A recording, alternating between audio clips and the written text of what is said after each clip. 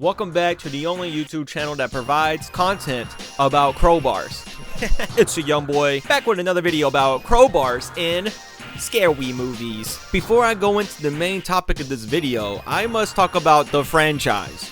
The 28 Days trilogy is about sacrifice. In 28 days, Gwen will sacrifice her freedom from drinking alcohol. And 28 days later, Selena will sacrifice her friend in order to live out her life. And in 28 weeks later, Dawn sacrifices the most important thing, as you can see here, his crowbar.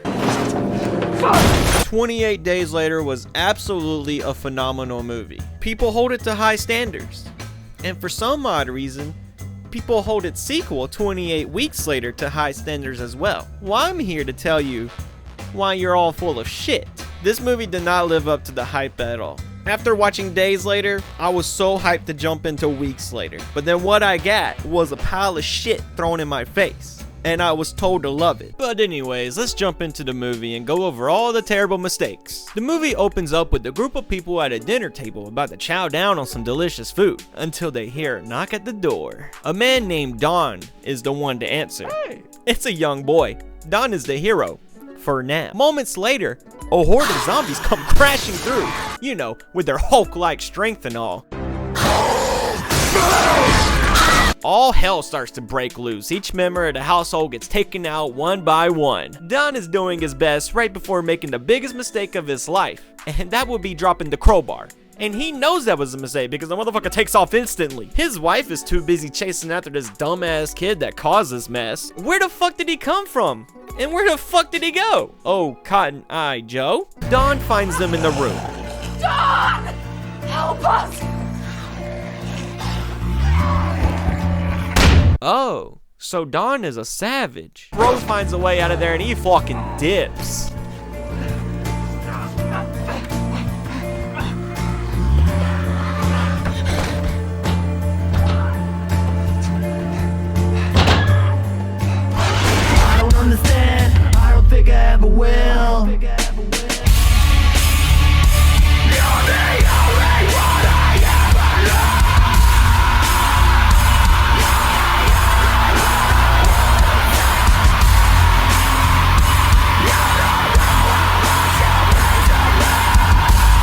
Dawn is the sole survivor.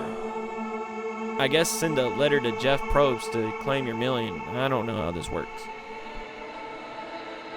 The intro is amazing, so thrilling, and perfectly shot. But like my mouth on Taco Tuesday, it only goes down after this. The world is now recovering from the virus, and even more people are being admitted into the city. This scientist, Scarlett, has concerns about the children being welcomed back though. No one told me that we're now admitting children.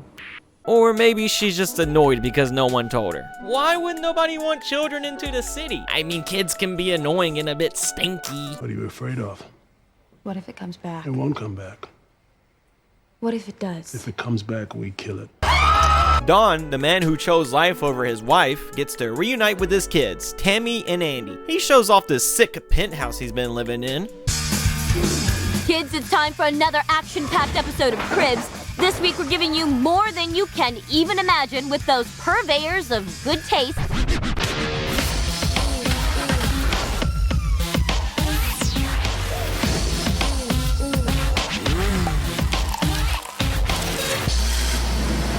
Until the kids become a total buzzkill. What happened, Dad? To Mom?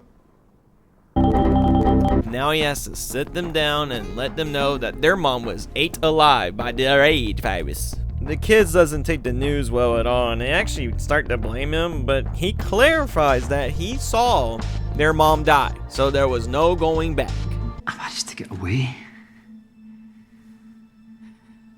Just running, running, and running.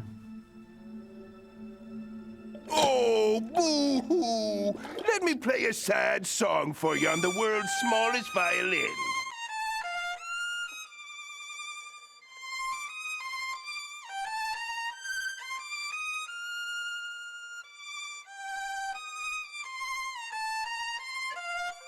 And here comes the movie's first big mistake. The kids come together and they plan to go into the areas of the city that haven't been like cleaned up yet. Why would you want to do this? Is the current town just boring? Like, is there nothing to do? What, is there not a fucking Chuck E. Cheese open yet?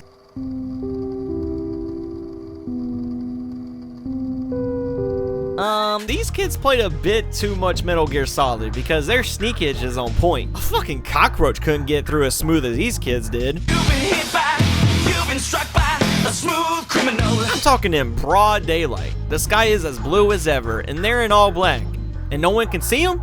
I guess the government is dealing with two John Cenas. Okay, Hawkeye got eyes on them eventually, but still, I feel like more than just one sniper should have noticed them. But why are the kids wanting to sneak into the danger zone anyways? This virus was a threat for about a year. They should know how serious this is. Andy is about 8 years old, so I let that slide, but how old is Tammy? Probably like 13, 15 max, so like, I figured she should have the brains to know, like, hey, this can be pretty dangerous. I mean, look at this place. I feel like old ass me would even be like, this is a bit spooky. Let's get out of here. They go into this building. Tammy tells Andy to like stay back. But I mean, that's also kind of stupid. What if a predator with a rage virus snatched them up? Not even Chris Hansen could get the kid back. Chris Hansen ain't dealing with no rage virus. That would be the one and only time he would say yes to a slice of pizza. You want a slice? I would love a slice. Did Tammy grow up in the morgue or something? How many dead bodies has this little girl seen? I feel like after seeing a rotten body, she would want to, get back to safety. But nope, she jacks the keys from a corpse and they go on for a free ride. I really hate kids in horror movies because it gives the movie more of a reason to be stupid. Oh, they're just kids. Kids do stupid things. I don't care. It's lazy writing. But fear not, this video won't just be me bitching about the actions of two kids. Oh, look at this. The kids have stumbled upon their old house. How convenient. Want to know what's even more convenient? They found their mom, and she's alive. She was able to survive in this house for about a year. Life is just filled with surprises. Call it one big fucking Kinder egg. How in the fuck did she get out of that house without being shredded alive? They get her back to the city and Scarlett finds out the mother is infected. But unlike the others, she seems to be a bit more tamed. Don finds out his wife is still alive, so now he must sniff her out like the hound dog he is just to try and patch things up because, they did kind of end on bad terms. He says a lot of something and she says a whole lot of nothing. Is she not speaking because she's infected? Like, can she speak or is she just big mad? Well, she did say one thing to him. I think she said, I loved you, like past tense. And then he says, God, I love you too. what do you mean kinda? Obviously it's kinda. You left her in the fucking trenches, bro. Don does the most man thing a man can do. He slips her the old tongue because there's nothing women want more than some sexual attention when they're angry. Men be wildin'. You're just gonna make out with her because she said a few words to you? The hell kind of apology is that? Oh, I'm sorry for leaving you behind, babe.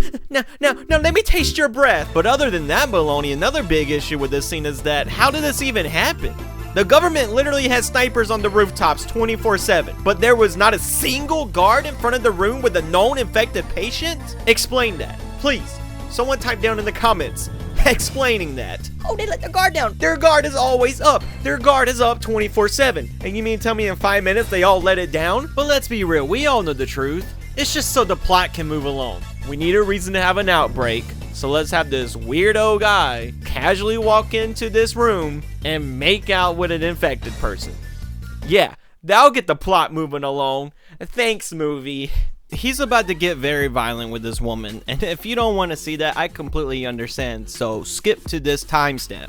And then he just brutally beats the shit out of her. So if you don't know, the rage virus amplifies the human emotions. So like, with the way he's beating the shit out of her, does this mean he truly hates his wife? Throughout all the movies, this is the most brutal I've ever seen someone act once infected with the rage virus. Especially towards another infected. You never see two infected people go at it, so why is he beating the shit out of her?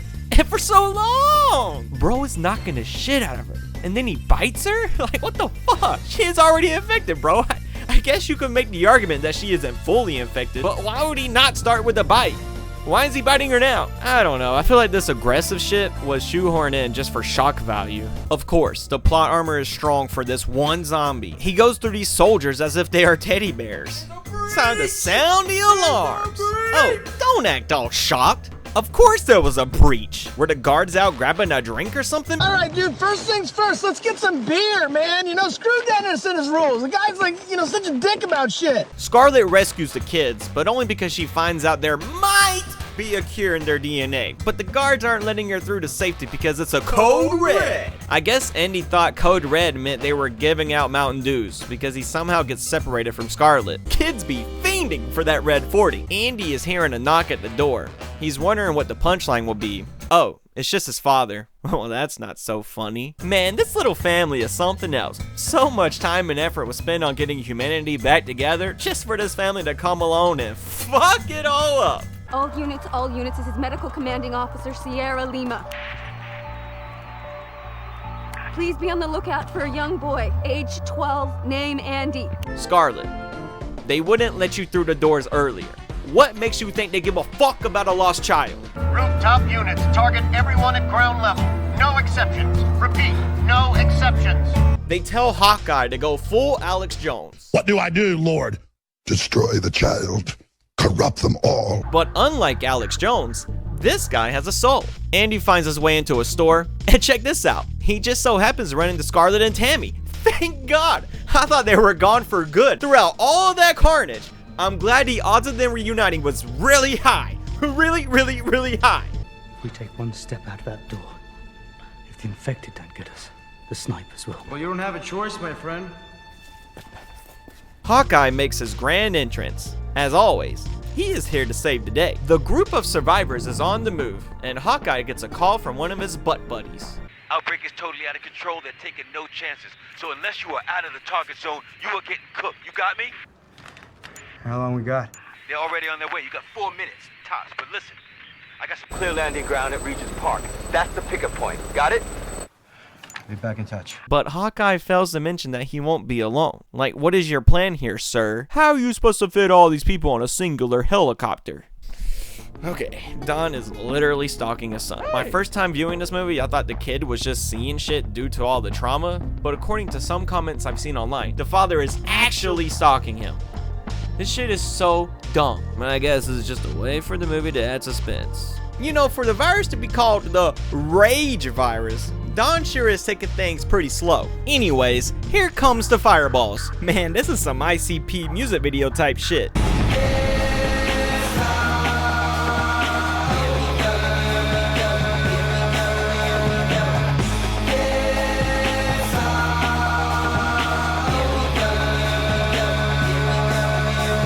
It's the next day, and everyone is sort of chilling, getting to know each other. Hawkeye is talking to Scarlett, asking what's the deal with the kids, and she explains there could be a cure in their DNA. So now he understands the impact that these two bastards are the future of humanity. The helicopter pulls up. He does a little parallel parking in between two clouds in the sky. Uh-oh, he isn't happy with Hawkeye not being alone. He's telling Hawkeye that he ain't taking some random ass civilians. Because he's better than that. He is a man of the army. He shall not do for civilians and do for thyself.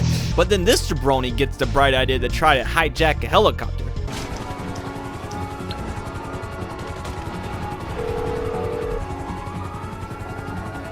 Why, hello, how you doing? How can I help? Can't handle the heat, my friend? Okay, leave it with creepy Uncle Lester. Sir, he's gonna need to see a passport before you catch a ride. This is the smartest thing a person has done in this movie. And even it is pretty fucking stupid. But I get it. I mean, what do you have to lose? You're already close to losing your life, so you might as well try to risk it all. Of course, all the racket from the helicopter causes a zombie ambush, so now our friends are in more harm. The pilot pulls off a little shimmy shimmy and cuts through the zombies like a fucking lawnmower. Is this scene ridiculous? Yes. But do I love it for that reason? Also yes. I'm not sure what warrants the pilot calling the dude a pussy. You gotta be pretty fucking brave to take full charge like that, especially against a soldier. But sure, Mr. Pilot, I'm sure you take a lot of actions on your own accord. Mr. My whole job is literally just taking orders and doing what I'm told. You're no different than a fucking DoorDash driver. At least Hawkeye here has the balls to do the right thing. They hide out in a car until poisonous gas starts to fill the air. The car isn't starting, and Hawkeye spots the government is on their tails. So he aborts the mission like a baby being conceived on Valentine's Day. Hawkeye gives them a little push, right before the government uses flamethrower.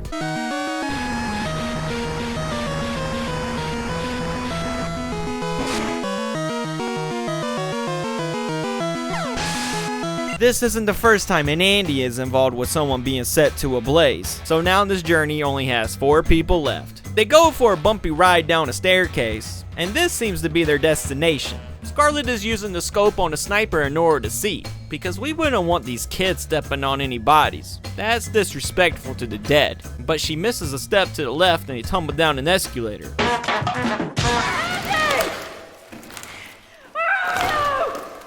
And Andy is lost once again. God damn, put a fucking leash on this child. But for real, where the fuck did this child go? Well, Scarlett just got killed. I wonder by who. The bottom line always the same. You ain't have to look hard. Be prepared to embrace yourselves, because the answer to that question is the most absurd shit that happened so far in this movie. It was the kid's father. After killing Scarlett, the father just disappears, leaving Tammy all alone. I don't know how these two children got so separated. They stumbled down an escalator. It's literally one trip down. Where could they have possibly gone? They are both constantly screaming out for one another, but whatever. Andy reunites with his father instead. Now, shouldn't Tammy be near the father? Tammy was just next to the father, so how did the father get in front of Andy without Tammy knowing? Come on, movie, you're not making sense. Don is so happy to see his son. He greets him with a big old bite to the neck, and Tammy just so happens to witness it all. Great timing. Can someone please explain how the fireballs sent by the government wiped out all the zombies besides the kid's father? How is he the last one standing? Well, let me explain. This is just another dumb attempt of the movie to have a powerful scene like, oh look, now the kids must kill their father. The script of this movie is toying with our intelligence. Isn't this sad? It would be a lot more sad if it wasn't completely forced. After all we've seen happen to this city, it would be impossible for the father to be the one zombie to survive it all. But nope. We just gotta sit back and be like, oh, that makes sense for the last zombie to be the father. Damn, this is so powerful. These kids really gotta fight their father after all they've been through. Now they gotta kill their last family member, and it's none other than their fucking father. They've lost so much. Whatever will they do? Tammy shoots her father. Don was able to outsmart everyone, including the government's fireballs, but couldn't get past the little girl holding a gun for the first time. Come on. Andy's DNA fights off the virus, meaning Scarlett was right all along. Those darn scientists, motherfucker, always lying and getting me pissed. The kids meet up with the pilot. He seems pissed to see them and not Hawkeye, but he gives them a ride regardless. I guess his morals finally poked through that fucking trash bag of a soul he has. And of course, before the fucking credits can roll, the movie has to give us one more scene. They smack us with a 28 days later, showing off what seems to be some wreckage. That's right. After all the bullshit we had to sit through, the fucking kids didn't even make it out alive. We watched them cause a pandemic and make mistakes after mistakes just for them to not even fucking survive. Fucking beautiful. This is why I'm watching! Young Crowbar's final thoughts. Can we all agree that this movie goes downhill after Don drops the crowbar?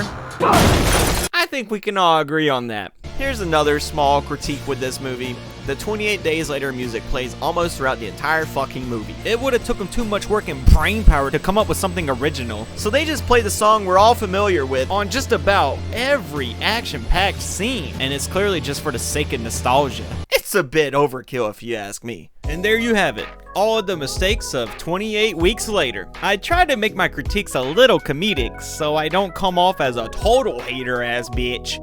But yeah, these were my thoughts when viewing the movie for the first time in my adulthood. If there's any of you watching that really love this movie and you're offended at just shit all over it, I'm deeply not sorry. This is just my opinion and move along. But before I go, I have an announcement. It is time for me to officially sell out. I don't have a family to feed, but I do have me, myself, and I to feed.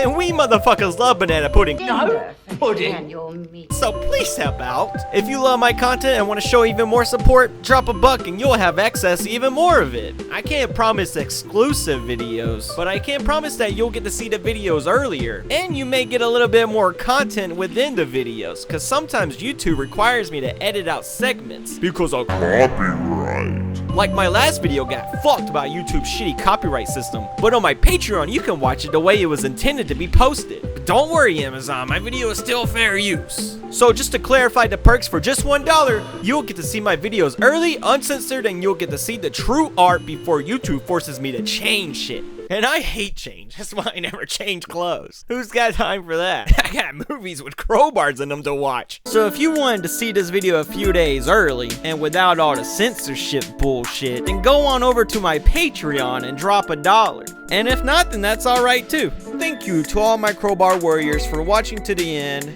Be sure to smack that like button, punch the subscribe button, and kick the shit out of that fucking bell so you can be notified for when I upload in the future. But until next time, keep your crowbars in the air. Out with the bang and the fishing meme. Suck a dick with some things. If you like what you see, you can be my next sub and jingle my bell. Stupid ass bitch, better buy what I sell. We the Crowbar gang and it's crowbars up. It is sport night, all night. Time is almost up, so click on the video. What are you doing, you stupid?